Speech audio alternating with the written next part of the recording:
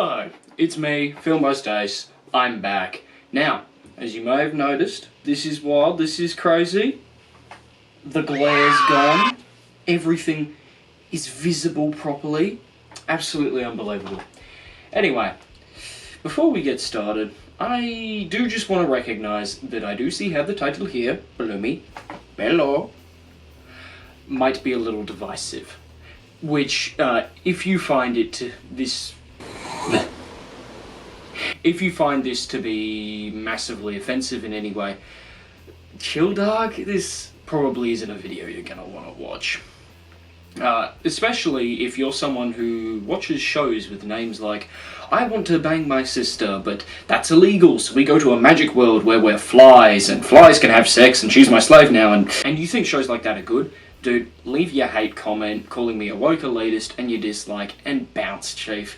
Because this isn't a video that you are going to enjoy. But, if you are open-minded, or you feel the same way I do, stick around. This is definitely going to be an interesting one. Now, I am going to ramble a little bit, but don't worry, alright? It'll make sense in the end.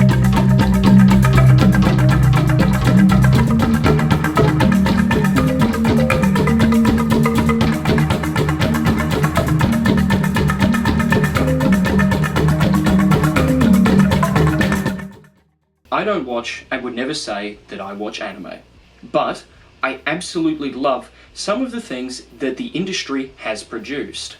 There have been some of the greatest animated, heck, even just greatest films and series of all time made under the moniker of anime. But I still wouldn't say that I like anime. I say that because I don't like what anime is, at least what it is now.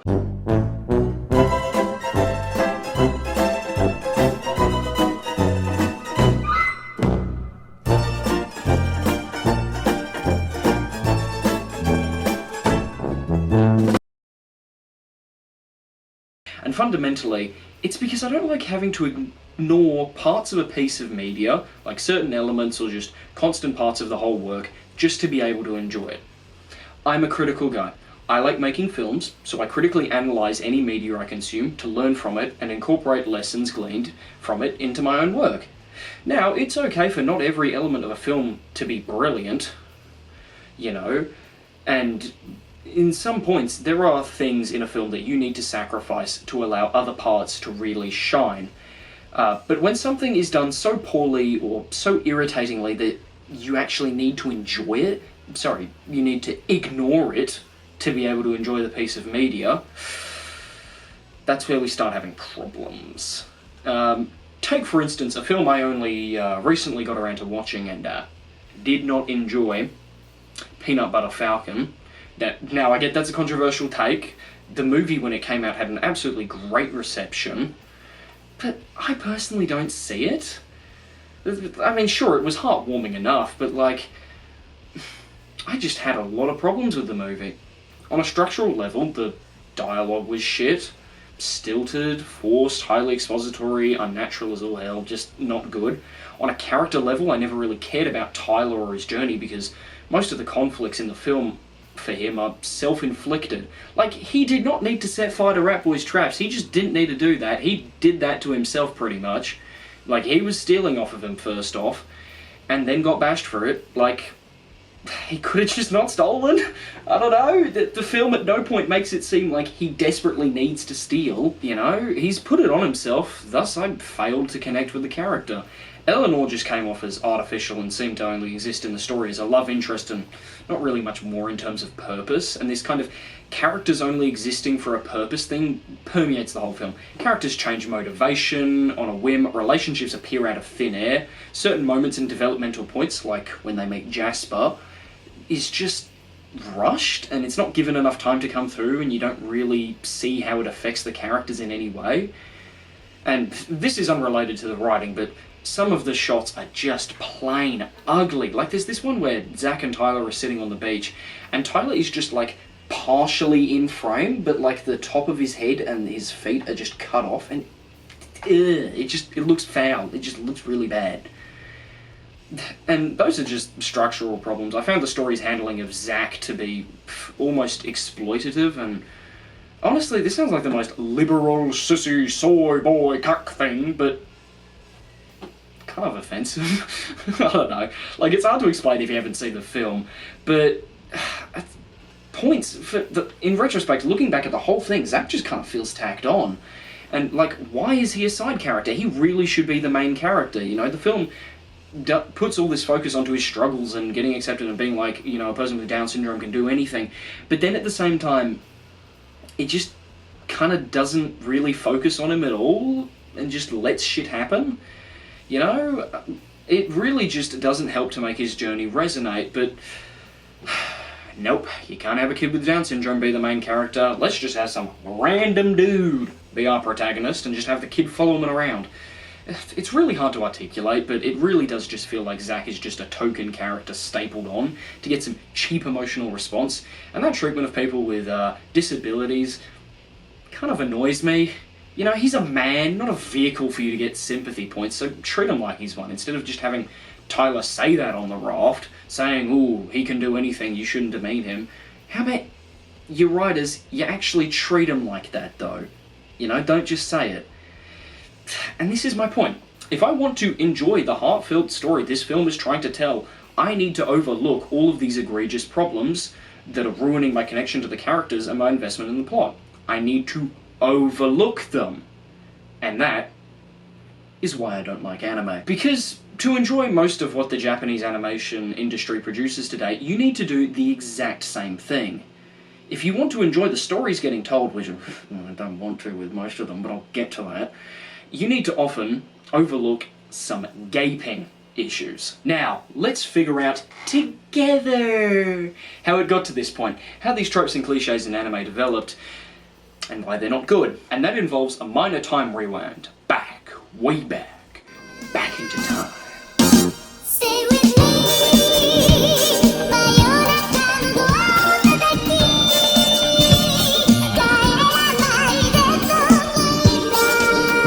In the 1980s, a rise in the equities markets, low interest rates, and the now global dominance of the Japanese tech and auto manufacturing sectors, the Plaza Accord, and the massive appreciation of the Japanese yen, coupled with a huge increase in the income of the average Japanese worker, led to a absolutely gigantic financial boom in the country, leading to massive excess disposable income and just huge overall spending. During this period, Japan had economically come to stand toe-to-toe with the United States, and with the prevalence of Japanese consumerism led to huge surges of cash flow into less than necessary sectors, like entertainment. You can see it in the comparison between the amount of animated productions in the 70s compared to the 80s, with the 70s yielding a total of 49 feature-length animated films, and the 80s almost 220. This huge surge gave rise to a level of optimism now almost dead in modern cinema, and risks were being taken left, right and centre with pretty much every aspect of production. It was at this point that you could say Japanese animation matured and became a well-established, far more adult and artistic medium than its Western counterparts at the time. And with this experimentation and maturity led to many amazing works being produced, and the careers of many of the industry's best directors. But it's also where a lot of the current problems with the medium originated. Now, it's not to say that the adult themes and concepts in 80s and 90s anime were in any way reminiscent of what it is now, because it just ain't. At this point in time, these ideas were bold, innovative, and artistic, and usually handled as such, but the rise in corn produced during this time would definitely contribute.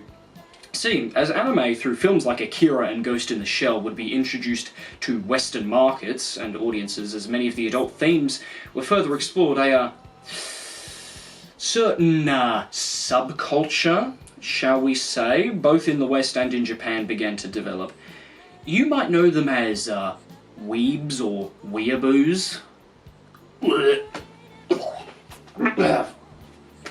Sorry. Now, weebs aren't the only reason that we ended up where we are now, though. It would be unfair to blame just the audiences. The many creators of anime who leaned into the cliches, like the overacting and vocal performances, certain stylistic approaches, and just a general lack of willingness to take risks and just to stick to what works, has eventually become a prevalent problem. in all media, has eventually led to these features becoming galvanized into many people's heads as the expectation for what anime should be. And so hence, many creators simply leaned into it without thinking otherwise. Again, this coupled with a growing and soon very large subsection of the medium's enjoyers being, well, how do I put this charitably? Edgy weirdos and creepy gooners? It led to many productions having, well, certain expectations put on them, and a certain target audience was set, and a formula for making money in the industry was produced. A formula that in our modern day has influenced almost all projects made recently in one way or another, and I absolutely fucking despise it. Now let me break down what this formula is. Keep in mind, not every single production follows it. Not every single production follows all of them. Some only follow 1 or 2 dot points in here, or only slightly part of one. And then, there's others that follow all of them. So, number 1. Way too much overacting in vocal performances. 2. Shit, highly expository dialogue. 3. Overt and creepy sexualization of female characters. Just fan service in general. 4. Egregiously copying everyone else's homework and a lot of media homologating into just this weird grey sludge of the same thing. 5. Not paying animators a living wage and forcing ridiculous hours. 6. Normalization of objectively wrong and immoral behaviour. 7. Overly edgy and irritating characters / edgy power fantasies for men with way too many insecurities and not enough time spent outdoors. 8. Terrible case of the writer's poorly disguised fetish. And 9. Just generally accepting poor quality writing as the norm and treating anything that is just really honestly competent as a masterpiece. That last one is also very much in part the audience's fault, but all of them kind of come from this acceptance of the status quo. Now, as I said before, this is not something that every single show or film follows to a T or at all, and I will explain the exceptions later, but for a large majority of the industry, all this shit has just become standard. And also, if any of you fuckers say, oh, that's just the way Japan is, oh, that's just their culture, oh, they just have different standards, and all of that problematic stuff is normal for them. Oh, blah, blah, blah. So it should be for us too. First off, are you delusional? And second, no it isn't, because a lot of stuff prior to this time period suffered from none of these issues, and yes, exceptions do still exist, which do not adhere to this formula whatsoever. So if you're really out there making this argument that this is just Japanese culture to be fucking weird, hate to sound like even more of a triggered liberal, but you're pretty racist, dog. And when it comes to fan service shit, look, I'm pretty far from a prude. I do think there are definitely so many ways to have artistic nudity and sexual themes in media, and there's always a tasteful or effective way to utilise it to improve your story. There's always a way to handle any adult theme. I don't think anything's off the table. But I do have a saying for this. If I wanted to watch Korn, I would be watching Korn. But I don't. And at the moment, I'm watching your show. So stop showing me fucking Korn. And honestly, it's not even just good media that the formula is ruining, it also has an effect on the people who consume it, because no doubt your brain is what you feed it, so the more of this utterly horrible shit it consumes, the more messed up it gets. For reference, every sex offender or just sex pest I've known of, or known directly in my life, has either been known to consume a lot of Korn, or a lot of this kind of anime. With most of them, it's both. I get that this evidence is obviously anecdotal, but look at the communication skills of these creepy weeaboos and tell me I'm wrong. In the very least, it still produces a lot of really weird, insufferable people that I don't like dealing with. Like Toyota 86 drivers. That is a joke, actually. Most of you guys are actually very chill and cool, and your cars look very sexy. But God, the ones of you who have those pink or red broken heart things that you hang... Dude, act your age, mate. Come on. Anyway, Point is, the anime industry has headed... Why are we still here? Just to suffer? Every night, I can feel my... Anyway, point is, the way the anime industry has headed in the last few decades has not been great, and it's produced a lot of really bad people and a lot of really bad media. And a lot of the stuff that does break the mold and doesn't follow any part of the formula is just made for the broadest possible audience, like A Silent Voice, which is, yeah, competent, dare I say quite well made. It's just not that interesting, I guess? The fellow schizo video essayist, who is much more well-renowned and feared, DJ Peach Cobbler, put it well. A piece of media, which has a little something for everyone, has nothing for me. And again, call me an elitist, but I like films or shows that have something to say, or a new experience or perspective to offer, not just brain junk food that's completely risk-free and inoffensive. Offensive to the status quo is always going to be more interesting than just competent, and unfortunately, anime now just doesn't seem to offer that. The days of films and shows like Akira, Cowboy Bebop, Perfect Blue, Memories, Trigun, and even more recently, Spirited Away and Redline, seems to be completely in the rear view, and I have no reason to say I watch anime because there's nothing good to be offered, and the fanbase has a reputation, shall we say, and even with well-made stuff that I do genuinely like, I still have to overlook stupid crap to enjoy. Like, I loved Pluto, that was a great show, but man, the fact that they constantly have to keep re-explaining the same blatant exposition constantly, just... it wasn't fun. It did get really grating near the end. And whilst, yeah, it was a fun ride, the questionable depictions of assault in Dandadan and... oh, the very, very egregious writer's poorly disguised fetish in Chainsaw Man. Like, dude, when Tatsuki Fujimoto said it was inspired by Tarantino, I didn't know he meant in that way, too.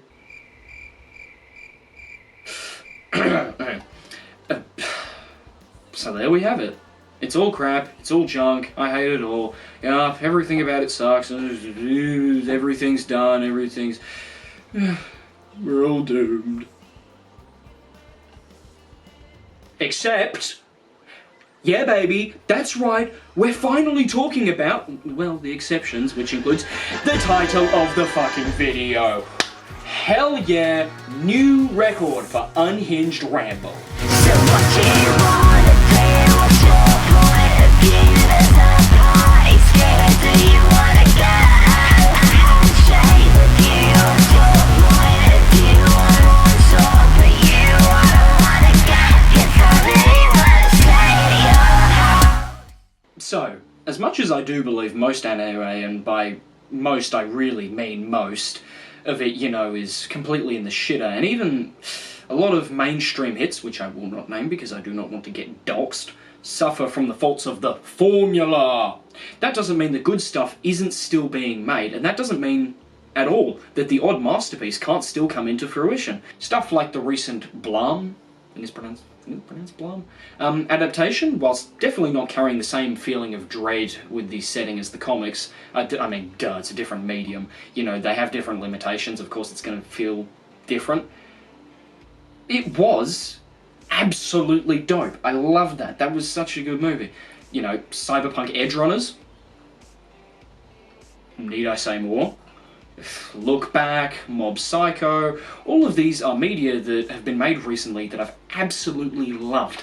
Now sure, the list is longer and I don't really have time here, and yes, blah blah blah, I didn't mention your favourite shows, probably because I haven't seen it, and again, it can be off-putting getting into new anime sometimes, because, you know, yeah.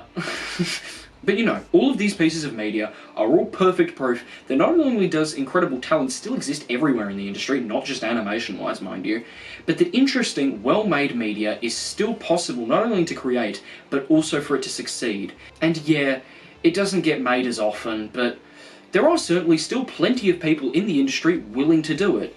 Which is why I think the success of the Boy and the Heron, which let's be so for real, it's Ghibli, of course it was going to succeed, is so important to pay attention and talk about, because both in terms of its reach, awards, and profit, but also in terms of how it succeeds creatively. Now, is The Boy and the Heron as complex as a Christopher Nolan film? Yeah. It can be a little confusing on first watch, but the second time I saw the film, it was almost like it all just clicked for me.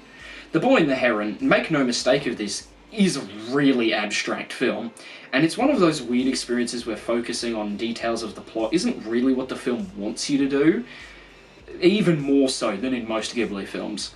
And, you know what? I honestly respect that. It's a bold choice storytelling-wise, and the semi-autobiographical elements paired with the typical Ghibli fantasticality is just... it's just as interesting as it's always been, and also, in terms of sound design, it's a real step up for the studio. Whilst sound in their films is usually handled in a pretty straightforward way, here it feels more intentional, I guess. They take more creative liberties with it, and I really appreciate that. Now, whilst it might seem integral to my argument that The Boy and the Heron is a masterpiece, which, me personally, I do think it is, but I get for others that the film may not have clicked, and I don't blame you. There is a lot going on here. Whether or not it's brilliant really isn't the point here. There's no two ways of looking at it. Even if you disagree with me, in the very least, it's far above competent in all areas. But the point is that it's something we don't really see anymore. It's a shame that Miyazaki is leaving the industry potentially for ill this time, because with how creatively bankrupt it's gotten in recent times. And even during periods when adventurous media was the norm, Ghibli and all of Miyazaki's work has always stood as an absolute gold standard in quality and excellence.